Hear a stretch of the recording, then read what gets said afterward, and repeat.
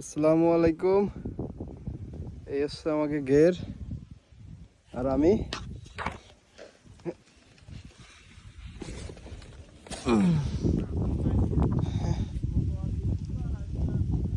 আজকেরাও তাই নিয়ে আইছি।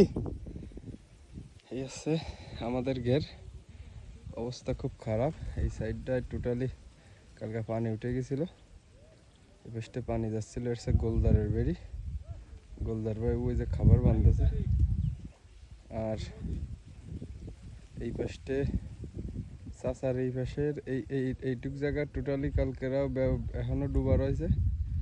চাচা কোনো কায়দায় ইটি দিয়ে ঠেক দিয়েছে, কিন্তু মাছ সব চাচার ঘেরে গেছে।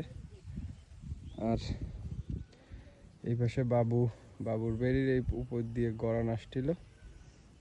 এই গড়ান, এই জায়গাটা দিয়ে প্রচুর গড়ান আসতেছিল। বাবুর ঘেরেও মাছ বের হয়ে গেছে আমার কিছু। আর আল্লাহর ভরসা, কি দেখি মাছ আছে ক্ষতি করতেছি না। তো পানি যেভাবে না আসছে, তো মনে হচ্ছে যে মাছ ছিল সে মাছ আছে। এখন বাদ বাকি উপরওয়ালা ভালো জানে।